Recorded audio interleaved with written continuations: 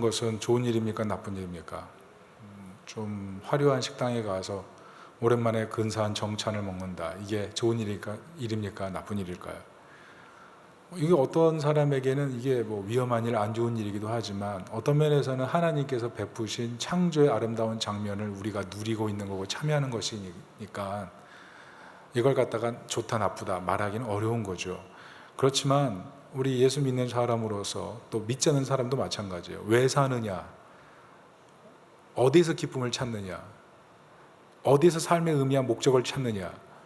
어떤 이런 큰 인생의 주제를 가지고 우리 사는 방식을 바라보면 좀 얘기는 달라지는 거죠. 왜냐하면 이런 어떤 생각들이 나의 삶의 정체성을 형성하고 내가 어디를 가고 무엇을 먹고 어떤 옷을 입는지를 결정하기 때문에 그렇습니다. C.S. 루이스가 순전한 기독교라는 책을 썼어요. 거기서 이런 얘기를 합니다. 역사를 보면 현 세계에서 위대한 업적을 남긴 기독교인들은 내세를 가장 중요하게 생각한 사람들이었음을 알게 될 것이다. 로마 제국을 회심시키기 시작한 사도들, 중세를 이끈 위대한 인물들, 노예 무역을 폐지한 영국인 모두가 이 땅 위에 족적을 남긴 이유는 바로 그들의 마음이 천국으로 가득 차 있었기 때문이다.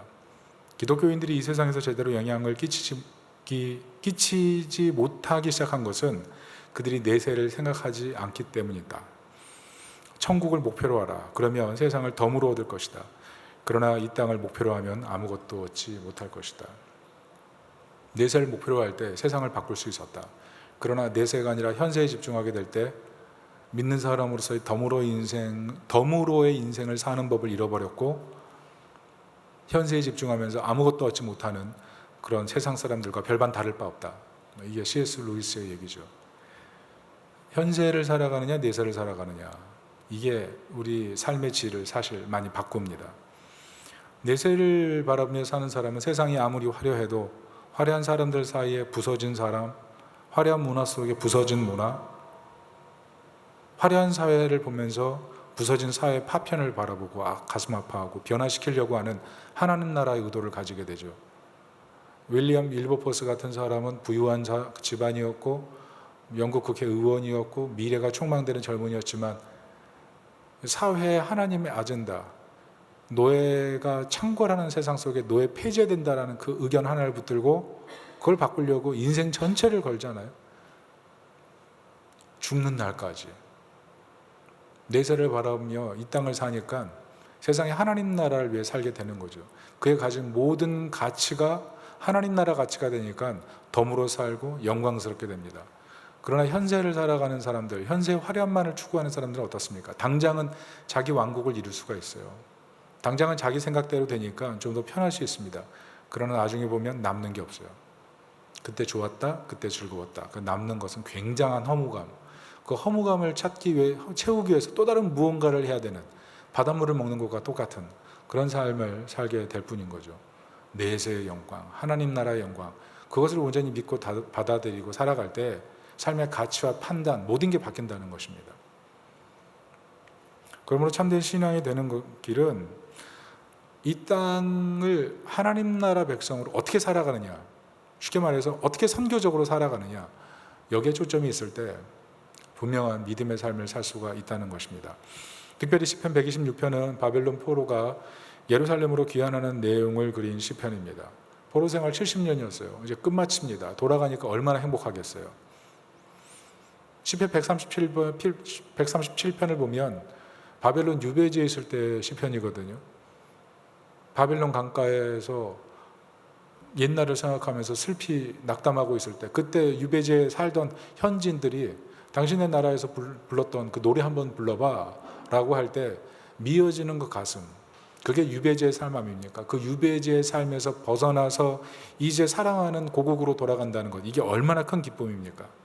그래서 이 말씀은 우리로 하여금 선교적으로 살아가는 것이 얼마나 중요한지를 보여줘요. 구원의 기쁨, 이게 얼마나 큰 것인지, 이게 세상 어떤 것과도 비교할 수 없을 만큼 큰 기쁨이기 때문에 이 기쁨을 중심으로 살 때 인생이 정말 복되다, 이것을 얘기해주고 있는 거죠. 여러분, 인생을 살다 보면 시편 137편의 말씀처럼 갇힌 시기가 있어요. 우울한 시기가 있어요. 낙담과 좌절의 터널을 지나갈 때가 있어요. 그런데 오늘 시편 126편을 읽다 보면 반전이 생기죠. 하나님의 백성들이 고토의 삶을 끝내고 예루살렘으로 돌아가서 하나님의 영광을 찬미하는 모습은 우리로 하여금 지금의 슬픔과 절망이 영원토록 되지 않고 반드시 끝날 때가 있고 하나님 주시는 은혜의 시대가 열린다는 거죠. 그것을 바라보고 소망하는 것, 그게 우리의 삶이 되어야 될 줄로 믿습니다. 그래서 시편 128편은 하나님은 어떤 상황 속에서도 역사하시고 응답해 주시는 하나님이시다, 은혜의 하나님이시다, 이것을 말씀하는 것과 동시에 교회의 본질에 대한 얘기를 하는 것입니다.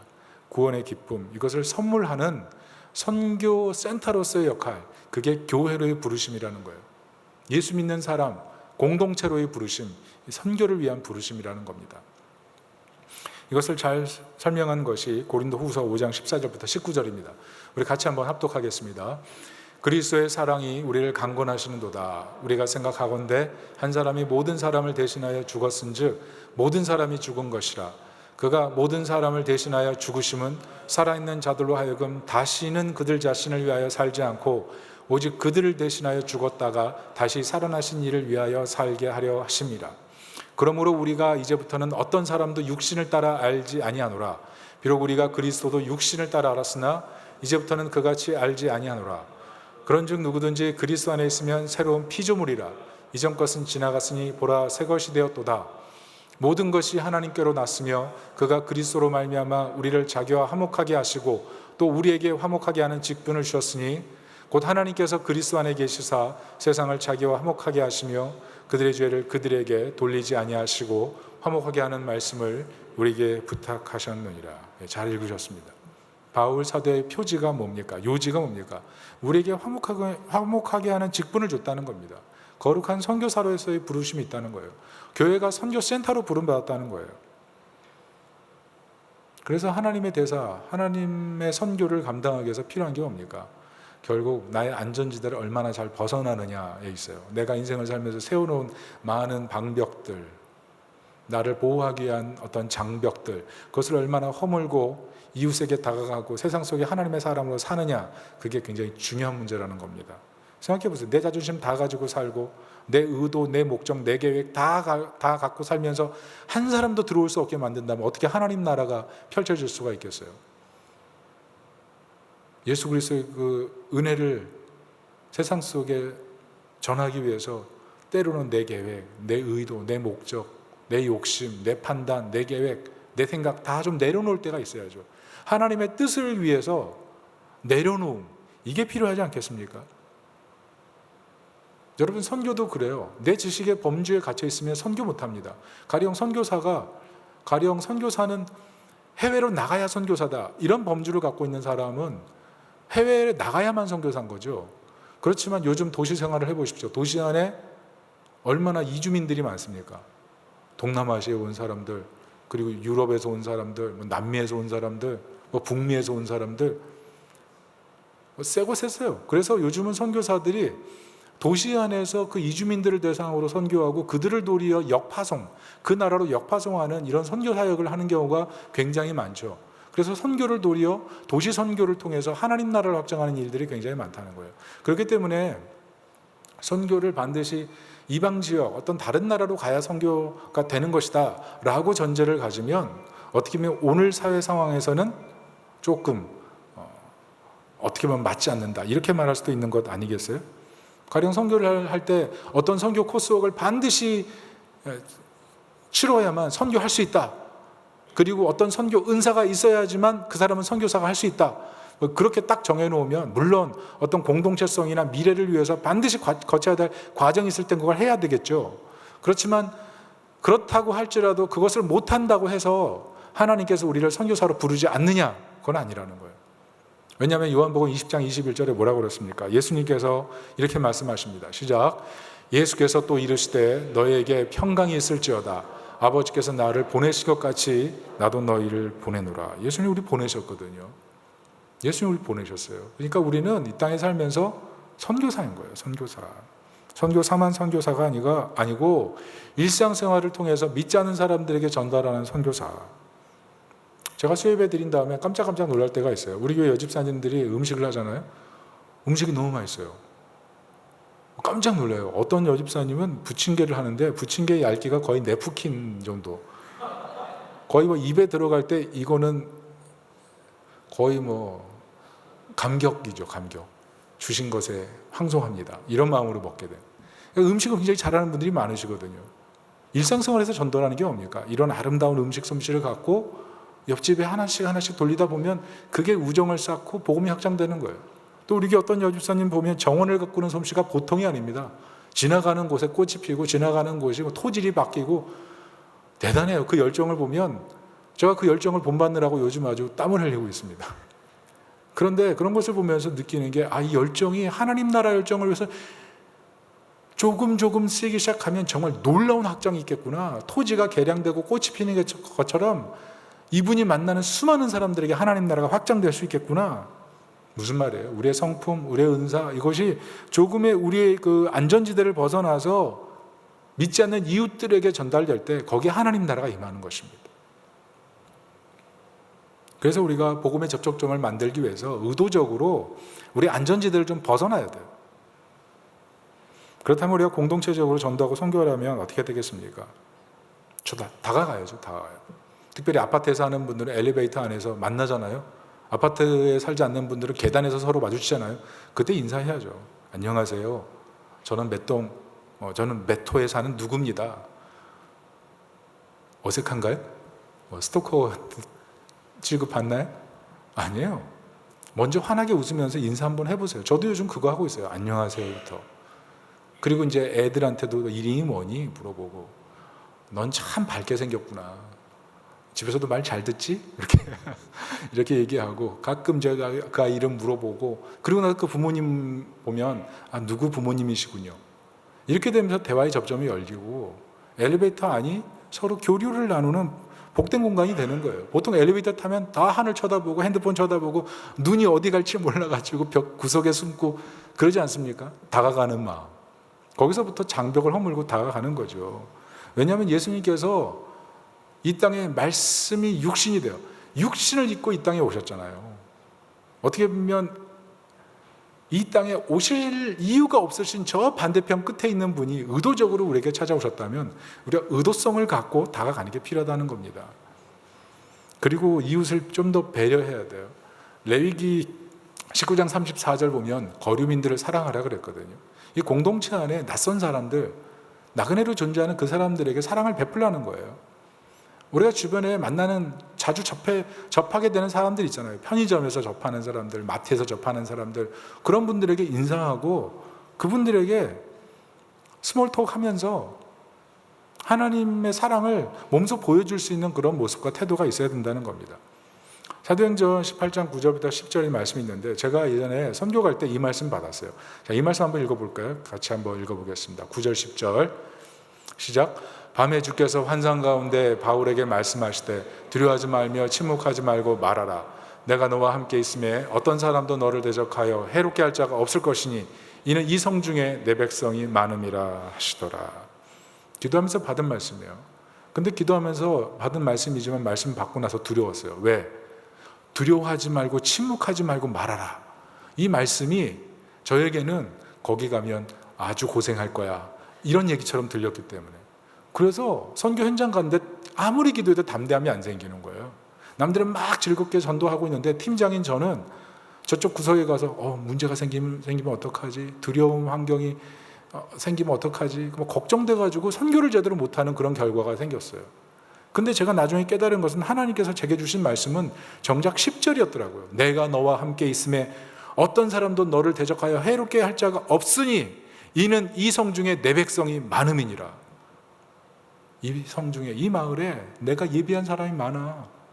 네가 복음을 전하면 처음 보고 낯설고 거칠게 생겼을지라도 이미 마음을 옥토로 만들어놨어. 네가 할 일은 그냥 말씀을 전하기만 하면 돼. 그러면 이미 준비된 심령이기 때문에 넌 출소할 수 있을 거야. 하나님 이 말씀하신 건데 저는 두려움에 빠져가지고 겁이 많아가지고 제대로 선교를 못했다는 거죠. 무슨 말입니까? 하나님께서는요 이미 예비하신 영혼들이 있어요. 우리 주변에 이미 우리가 조금만 담장을 넘어가서 하나님의 사랑을 전하고 조금만 친절하게 하면 어떤 교회를 다니세요? 왜 교회를 다니세요? 물어보면서 마음을 열고 환대하면서 예수님을 영접할 수 있는 그런 사람들이 도리어 많다는 거죠. 이 성 중에 내 백성이 많음이니라. 우리가 조금만 배려하고 접근해도 이런 결과들을 얻을 수 있다는 겁니다. 그리고 또 한 가지는 선교는 낯선 사람과 친구가 되는 거예요.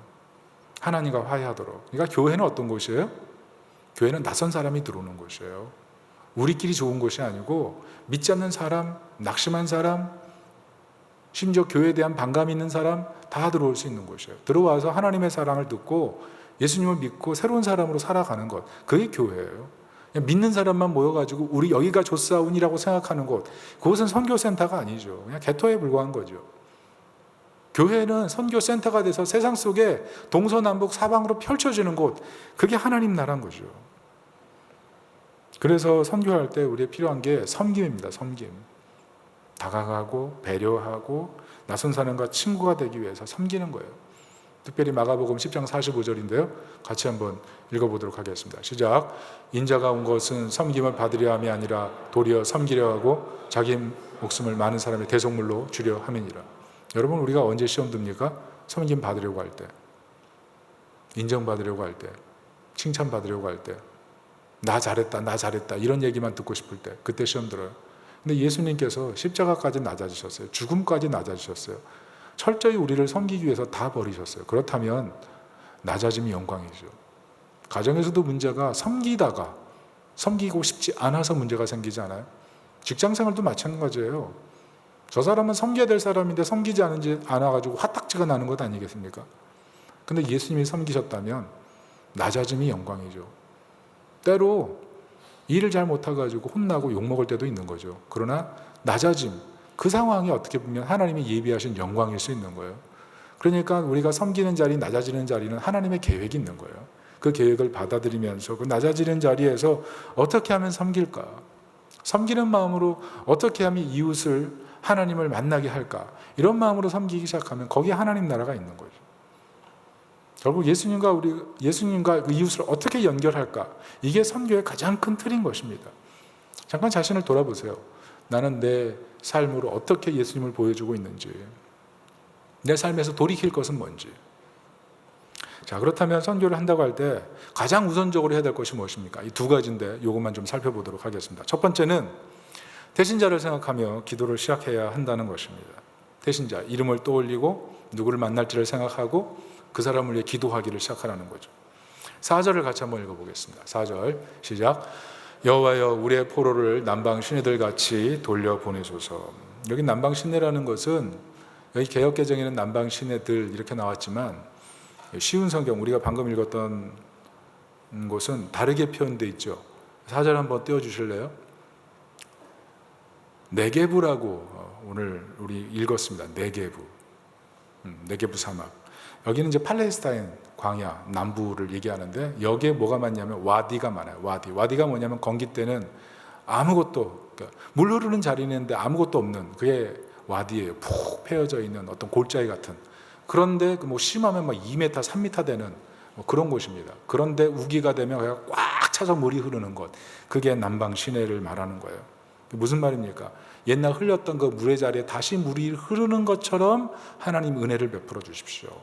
우리가 지금 유배지에서 떠나 이스라엘로 돌아가는데 하나님 아직까지 유배지에 있는 많은 동포들이 있습니다. 이 모든 동포들이 다 이스라엘로 돌아가서 예루살렘 성전을 세우고 하나님의 영광을 예배하는 그날이 오게 해 주시옵소서.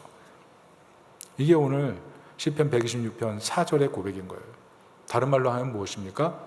하나님 부흥을 다시 보여주십시오. 이 얘기를 하는 것입니다. 여러분, 우리나라에 온 선교사님들 한번 생각해 보십시오. 그분들이 언제 왔습니까? 부흥의 시기에 왔어요. 여러분, 부흥의 시기가 뭔지 아세요? 감격의 시기예요. 평안의 시기예요. 기쁨의 시기예요. 같이 있는 게 행복한 시기예요. 여러분, 교회 부흥이 임하면요 하나님 나라가 구현됩니다. 교회 가는 게 너무나 기다려져요.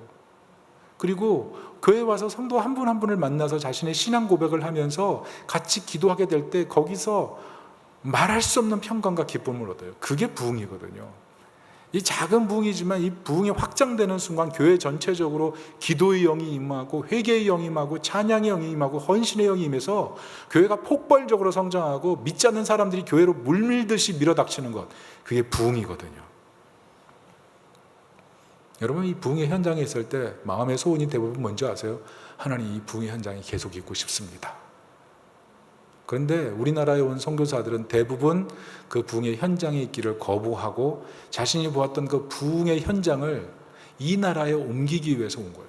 하나님, 다시 내가 부흥을 보도록 나를 사용하옵소서. 모든 것을 버리고 온 거예요. 특별히 아펜젤러가 조선에 도착하면서 이렇게 고백했다 그러죠. 오 하나님, 우리는 부활절 아침에 이곳에 도착했습니다. 이 아침에 사망의 쇠사슬을 부수고 부활하신 주님께서 이 나라 백성들이 얽매여 있는 쇠사슬을 끊으시고 그들에게 하나님의 자녀로서 광명과 자유를 얻게 해주십시오. 무슨 말을 하고 있는 거예요? 하나님, 나는 광명과 자유를 경험했던 사람입니다. 이 사람들은 알지 못합니다. 쇠사슬에 매여 있습니다. 부활의 주님, 쇠사슬을 깨뜨리시고 부활하셔서 승리하신 예수님께서 이들에게도 내가 보았던 광명과 자유를 경험하도록 은혜 내려 주십시오. 남방 신들같이 돌려보내 주십시오.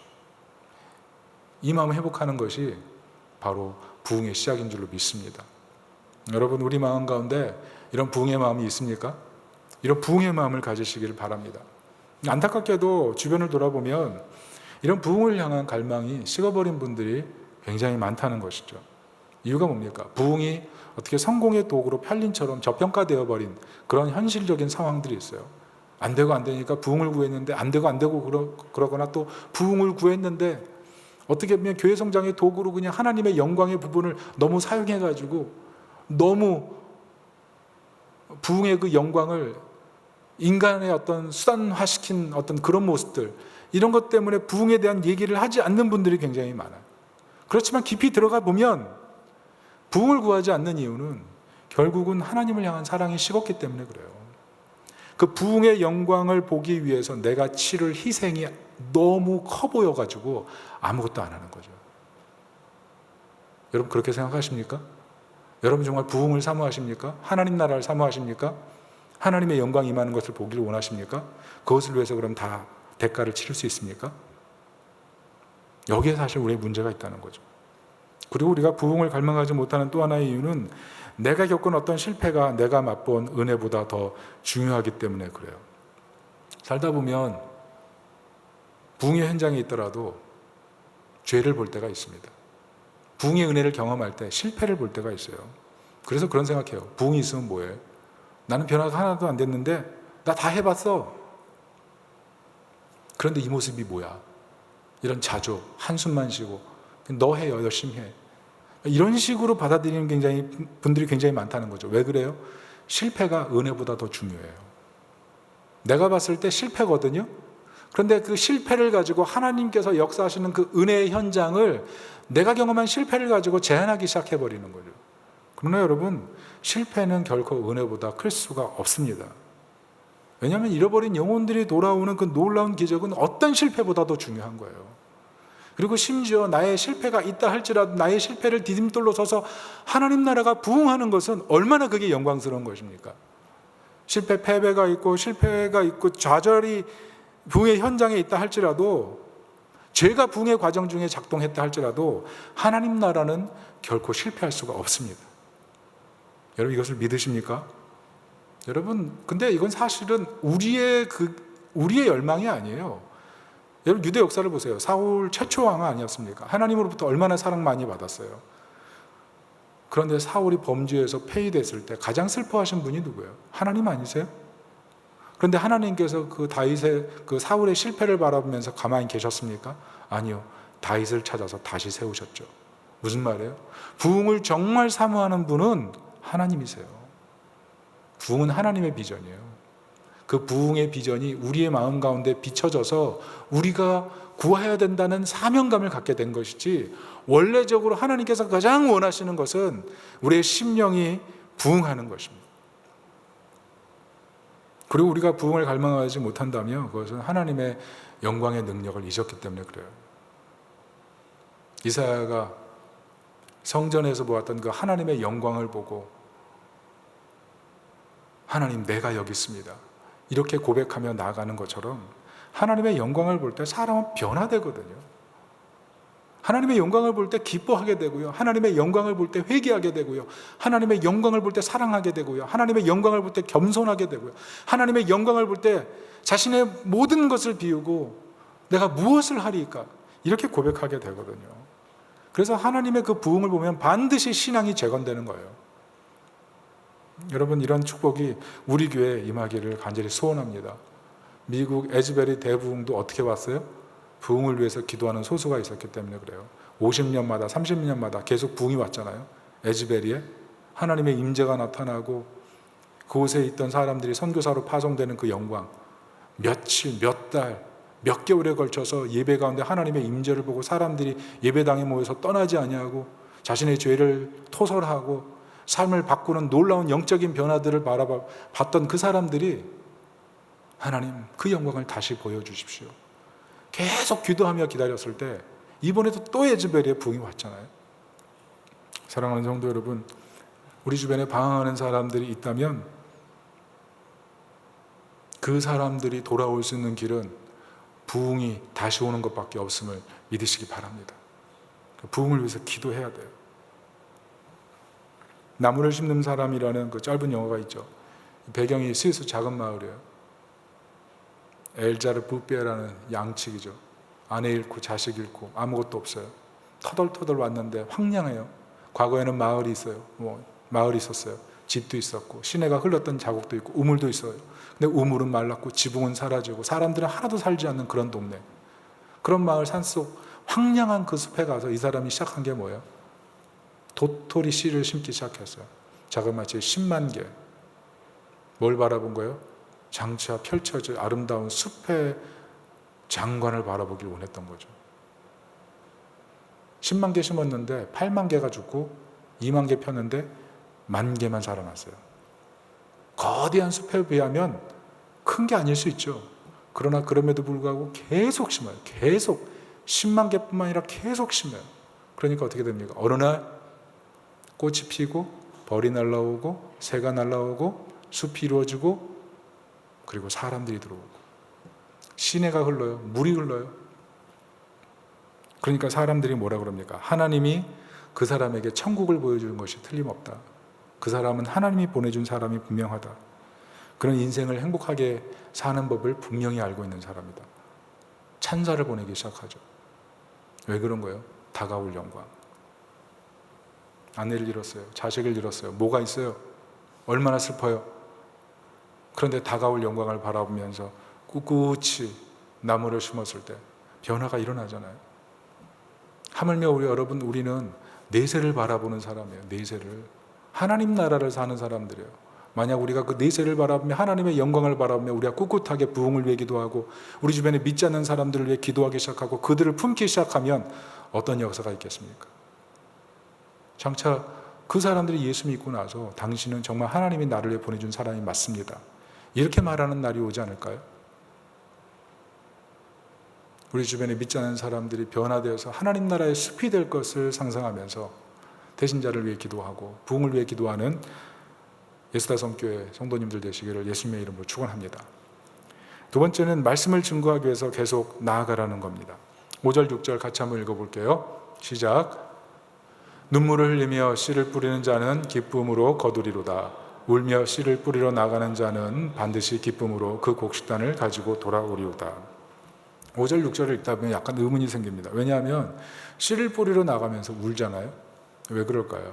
이것은 그만큼 폐허이기 때문에 그래요. 가령 우크라이나 같은 전쟁 상황에 있는 사람이라고 생각해 보세요. 집이 없어요. 거리도 없어요. 사는 사람도 없어요. 다 망했어요. 먹을 것도 떨어졌어요. 이 나무가 별로 없어요. 들판에 나가보니 아무도 없고 저 황량한 땅에 뭔가를 뿌려야 된다는 것 자체가 이건 너무 어려운 일이에요. 그 고독, 외로움, 좌절 그 속에서 씨를 뿌리러 나갈 때 그때 울지 않겠습니까? 이 시편 기자의 고백이 그런 거예요. 삶이 감당할 수 없을 만큼 큰 숙제인 거예요. 우리 인생을 살다 보면 감당할 수 없는 문제들이 우리에게 다가와요. 어떻게 살까? 말씀으로 부딪혀 보려고 그러는데 과연 될까? 이런 두려움과 의심이 우리 마음속에 확 심겨들 때가 있다는 거죠. 그런데 그때 오늘 시편 기자가 하는 얘기가 뭐예요? 그때 말씀 뿌리라는 거예요. 지금 비록 슬픔의 때라 할지라도 언젠가 하나님께서 반드시 기쁨으로 단을 거두게 하시기 때문에 지금 뿌리러 나가라. 여러분, 우리 인생에 문제가 있을 때마다 이 말씀을 붙들고 인생에 다시 한번 도전의 기틀을 마련하고 씨를 뿌리러 나가는 하나님 백성이 되시길 바랍니다. 오늘 특별히 우리가 이 말씀을 붙들어야 될 이유가 뭡니까? 말씀 자체의 능력이기 때문에 그래요. 말씀 자체가 씨예요. 말씀 자체가 하나님 나라예요. 말씀 자체가 운동력이 있기 때문에 그래요. 시편 19편 보면 그런 말씀이 있죠. 하늘이 하나님의 영광을 선포하고 궁창이 하나님의 하신 일을 나타내는도다. 날은 날에게 말하고 밤은 밤에게 지식을 전하니 언어도 없고 말씀도 없고 들리는 소리도 없으나 그의 소리는 온 땅에 통하고 그의 말씀은 세상 끝까지 이르도다. 무슨 말씀이에요? 하나님이 말씀을 했는데 말씀은 뭐 보이지도 않아요. 뭐 어떻게 되어가는지도 몰라요. 그런데 그 말씀을 통해서 온 세계가 창조되고 하나님의 구속 역사가 완성되는 것처럼 그 말씀에 권세와 능력이 있다는 거죠. 그런데 그 권세와 능력이 있는 그 말씀을 만약 우리가 입술로 담아서 이웃에게 전달하면 얼마나 큰 능력이 나타나겠느냐 하는 것입니다. 말씀에 권세가 있어요. 그래서 시편 19편을 읽으면 우리 마음을 설레게 해요. 왜냐하면 여호와의 말씀은 완전하여 영혼을 소성시키고 여호와의 증거는 확실하여 우둔한 자를 지혜롭게 하고 여호와의 교훈은 정직하여 마음을 기쁘게 하고 여호와의 계명은 순결하여 눈을 밝게 하도다. 여호와를 경외하는 도는 정결하여 영혼까지 이루고 여호와의 법도 진실하여 다 의로우니 금고 많은 순금보다 더 사모할 것이며 꿀과 송이꿀보다 더 달도다. 이거 주의 종이 이것으로 경감을 받아 이것으로 경고를 받고 이것을 지킴으로 상이 크니이다. 무슨 말씀이에요? 그 하나님 말씀대로 살았더니 이런 놀라운 역사가 있더라. 여러분 말씀의 능력을 믿으십니까? 여러분 말씀대로 살고 말씀 안에 거하고 말씀의 능력을 붙들고 살아가면 그 말씀이 우리를 이끌어가는 거예요. 정말 말씀대로 살아보세요. 말씀대로 살아서 손해본 것이 진짜 있나? 말씀의 능력이 있는 것입니다. 그리고 무엇보다도 그리스도의 복음의 능력이 있어요. 죄를 깨트리고 내세에 대한 믿음의 확신을 가지게 하고 기쁨과 감사로 살아가게 하는 말씀의 능력이 있어요. 그래서 예수님께서 뭐라 그러십니까? 말씀대로 살으라 그러잖아요. 말씀을 전하라 그러잖아요.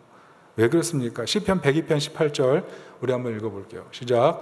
일이 장래 세대를 위하여 기록되리니 창조함을 받을 백성이 여호와를 찬양하리로다.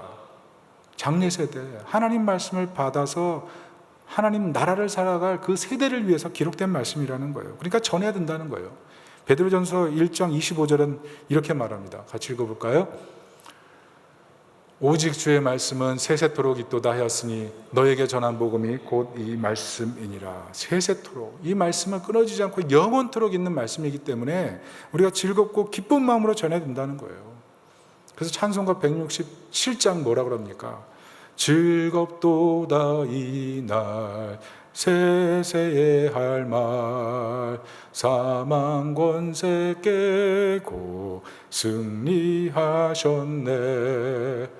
왜 이렇게 기쁘게 찬송해요? 복음이 기쁜 소식이니까, 능력이 있기 때문에. 그 말씀 들으면 살아나고 그 말씀 읽으면 눈이 열리고 그 말씀 읽으면 영혼이 깨어나기 때문에 그 말씀에 능력이 있는 거예요. 특별히 지난주에 우리 교회 어떤 소그룹이 점심때 삼겹살을 구워 먹었습니다. 저는요 깜짝 놀랐어요. 식당에 가니까 사람이 아무도 없더라고요. 다 어디 갔나 봤더니 삼겹살 구워 먹는데 다 옆에 붙어가지고 삼겹살을 한 점이라도 먹으려고 거기 가 있는 모습 보면서 속으로 좀 가련하다 이런 생각이 들었고, 우리 성도들이 서로 많이 친하구나 뭐 이런 생각도 좀 했습니다. 삼겹살의 힘이죠. 많이 먹으십시오. 좋은 거 먹으면 친해지는 것 같아요. 그렇지만 여러분, 이 복음의 능력이 뭐예요? 그거하고 비교할 수 없는 거 아니에요? 비교할 수 없는 기쁨이잖아요. 비교할 수 없는 기쁨.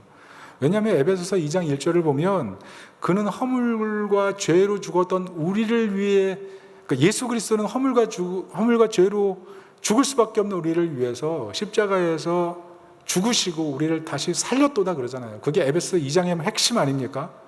허물과 죄로 죽었다는 뜻이 뭐예요? 인간은 잠시 유혹에 빠져서 넘어질 수 있는 존재, 그게 아니라 원래 죄인이라는 거예요.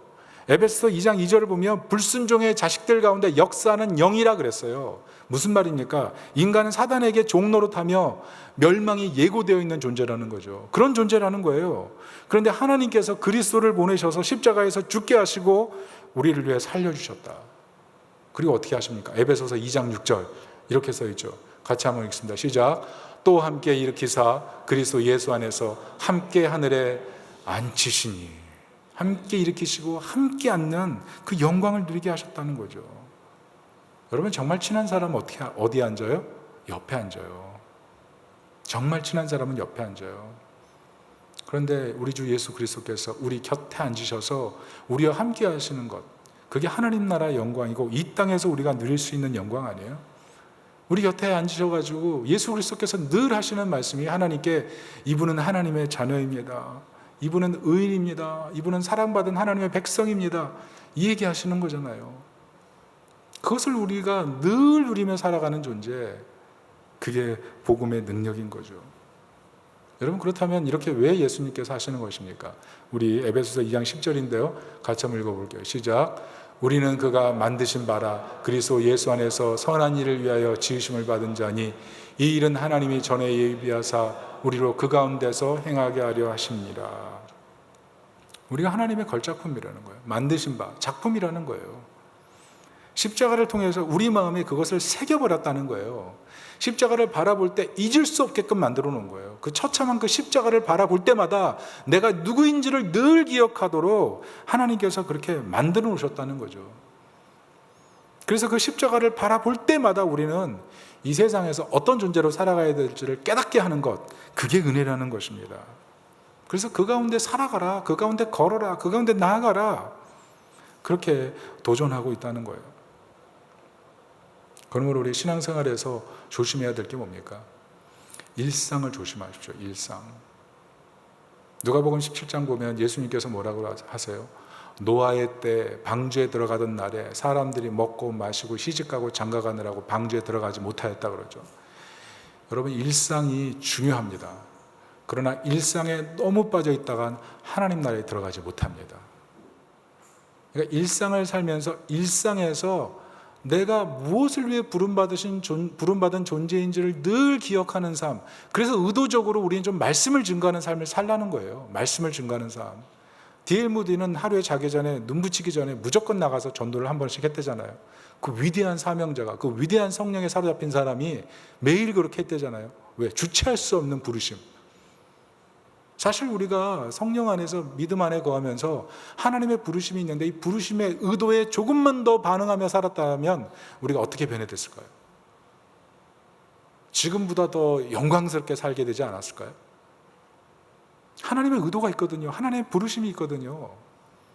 근데 하나님의 의도와 하나님의 부르심에 반응하기보다 내 일상에 너무 바빠서 일상의 지침을 해결하기 위해서 인생을 살다 보니까 하나님의 의도는 사라지고 말씀의 사명은 사라지고 내 의도대로 돌아가는 그런 삶이 되어버린 것 아니에요? 여러분, 이소부가 기억나시죠? 고깃덩어리 물고 강 지나가는 개 이야기. 개가 어떻게 해요? 강을 지나가다가 강에 보니까 자기보다 큰 고기를 물고 있는 개가 보이잖아요. 그래서 어떻게 해요? 짖지 말아야 되는데 짖어버리잖아요. 그래서 풍덩 이 강에 고깃덩어리 빠져버렸다는 그 얘기 아닙니까? 여러분, 이 이소부화가 얘기하는 게 뭐예요? 강을 지날 때는 개 입을 묶어라. 강을 지날 때는 고깃덩어리를 주지 마라. 강을 지날 때는 뭐 개를 데리고 가지 마라. 뭐 여러 가지 뭐 얘기할 수 있겠죠. 그러나 정말 이 우화의 의도는 뭐예요? 자족하라, 자족하라. 여러분, 하나님의 의도, 우리가 성경을 읽을 때 하나님의 의도를 빼고 읽는 순간에 우리가 정말 잘못된 길로 가게 되는데, 여러분 생각해 보세요. 우리 일상이 사실 우리가 그렇게 만든다는 거예요. 우리 일상이 24시간 쳇바퀴처럼 정신없이 돌아가는 일상을 살다 보면 하나님께서 내게 주신 사명이 무엇인지에 대해서 완전히 잊고 살아가는 거예요. 마치 사무엘상 15장에 나와 있는 사울처럼 하나님께서 이르시되 말씀하셔서 부르신 다음에 아말렉 멸하라 그랬지만, 짐승도 다 멸하라 그랬지만 사무엘이 도착했을 때 뭐가 남아요? 짐승의 소리가 남잖아요. 그 사람은, 사울은 하나님의 소리보다 짐승의 소리를 선택하잖아요. 자기 일상에 바쁘니까. 여러분, 일상이 우리에게 필요한 겁니다. 그렇지만 일상에 빠져들기 시작하면 그때부터는 깨어 있어야 돼요. 정말 각성하면서 하나님께서 내게 부르신 부르심이 무엇인지. 특별히 오늘 시편 126편은 우리로 하여금 이 구원의 기쁨이 얼마나 큰 것인지, 이 구원의 기쁨을 위해서 씨를 뿌리러 울며 나가는 이것을 묘사하면서 우리로 하여금 어떤 삶을 살아야 되는지를 보여주는 아주 중요한 시편이라고 할 수가 있어요. 여러분 생각해 보세요. 우리가 복음을 증거하고 하나님 나라를 위해서 나아갈 때 내가 넘어야 될 안전지대가 무엇입니까? 내가 넘어가야 될 안전지대. 스웨덴 출신 선교사님이 콩고 선교사로 파송이 됐어요. 부인 데리고 들어갔습니다. 그런데 콩고 밀림이 많죠. 거기 있는 부족들이 아무도 환영을 하지 않는 거예요. 전달이 안 돼요. 사역하러 왔는데 허송세월하게 생겼어요. 그런데 그 마을에 꼬마 어린이, 달걀 파는 어린이가 있대요. 이름이 페아 플러드. 그래서 그 아이를 붙들고 사모님이 매일 말씀을 전했다는 것입니다. 딱 한 명이었죠. 그런데 사모님이 그 복음 증거하다가 어느 날 이제 아이를 가져서 해산하게 됐는데 그곳에 병원 갈 수가 없으니까 어떻게 하다가 그냥 해산하다 아이 낳고 돌아가신 거예요. 이 스웨덴에서 온 선교사님이 너무 실망한 거예요. 하나님, 내가 고국을 버렸습니다. 나의 안전자산을 다 버렸습니다. 그런데 하나님 이게 뭡니까? 어떻게 내 아내를 데려갈 수 있습니까? 그래서 선교지 포기하고 자기 낳은 아이는 다른 선교사 가정에 입양시키고 스웨덴으로 돌아가 버렸어요. 화가 나가지고. 이래가지고서 난 하나님 못 섬긴다. 어떻게 이러실 수가 있느냐. 완전히 삐진 거죠. 그리고 그 아이는 선교사님 부부 밑에서 자라다가 미국으로 가서 살게 됐는데 어느 날 우연히 집에서 선교 잡지를 보게 되는데 아버님 선교사님이니까 입양된 가족이죠. 선교 잡지 보는데 생모 무덤 사진이 있더래요. 선교 잡지에 콩고에서 순교한 자신의 어머니의 무덤 사진. 그것을 보면서 깜짝 놀란 거예요. 그리고 그 옆에 어떤 목사님이 있는 것을 확인한 거예요. 근데 그 목사님이 누구냐면 달걀 팔던 그 소년인 거예요. 페아 플러드. 그래서 놀래가지고 자기 아버지한테 연락을 했어요. 스웨덴에 계신 아버지한테. 그랬더니 아버지가 깜짝 놀라가지고 돌아와서 감동을 한 거예요. 그래가지고 이 아버지가 그 늦은 나이에 한 20년 지난 거죠. 회개하고 하나님은 합력하여 선을 이루시는구나. 내가 당장 바라볼 땐 실패 같지만 하나님 반드시 일하시는구나. 그것을 생각하면서 다시 선교사로 헌신해서 나가죠. 그리고 이 따님은 콩고로 가서 어머님 묘소에 무릎을 꿇습니다. 그때 옆에서 페아 플러드가 읽어준 말씀이 시편 126편이래요. 눈물을 흘리며 씨를 뿌리는 자는 기쁨으로 단을 거두리로다. 저는 이 예화를 휘튼대 총장인 필 라이큰이 예배를 인도할 때 한번 들었습니다. 다른 데 가서도 설교하면서 이 예화를 썼던 것 같아요. 여러분, 우리가 이 땅을 살면서 안전지대를 벗어나서 하나님 나라를 전하고 세상을 하나님 나라로 바꾸는 것은 만만치 않은 작업입니다. 영적인 싸움이 있고 우리가 하다가 낙심할 수도 있고 어떻게 보면 인내의 굉장한 싸움이 필요할 수도 있습니다.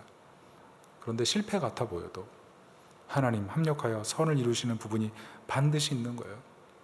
우리가 해야 될 일은 눈을 다시 뜨는 거예요. 이 아버지가 눈을 번쩍 뜨고 다시 헌신한 것처럼 하나님 나라는 실패가 없어요.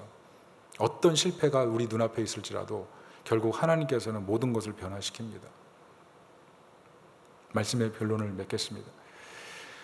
여러분, 부흥은 하나님의 비전이에요. 태신자를 품고 기도하면서 말씀을 전할 수 있길 바랍니다. 특별히 우리가 전도잔치를 이제 시작하는데 8주, 9주, 한 10주 뒤에 이제 우리가 전도잔치를 하게 되죠. 그것을 위해서 한 8주간 정도 전도잔치를 위해서 금요 기도를 할 텐데 마음을 잡수시고 와서 좀 간절히 기도하고 부흥을 위해서 기도하는 시간이 되길 바랍니다. 그리고 여러분, 하나님의 의도를 기억하면서 이 시간을 그냥 보내지 마시고 말씀을 읽으시면서 하나님의 뜻을 따라 내가 어떻게 복음을 전할지를 생각하는 그런 시간이 되기를 축복합니다. 우리 따라합시다. 눈물을 흘리며 씨를 뿌리러 나아가는 자는 기쁨으로 단을 거두리로다. 우리 다 같이 한번 기도하겠습니다.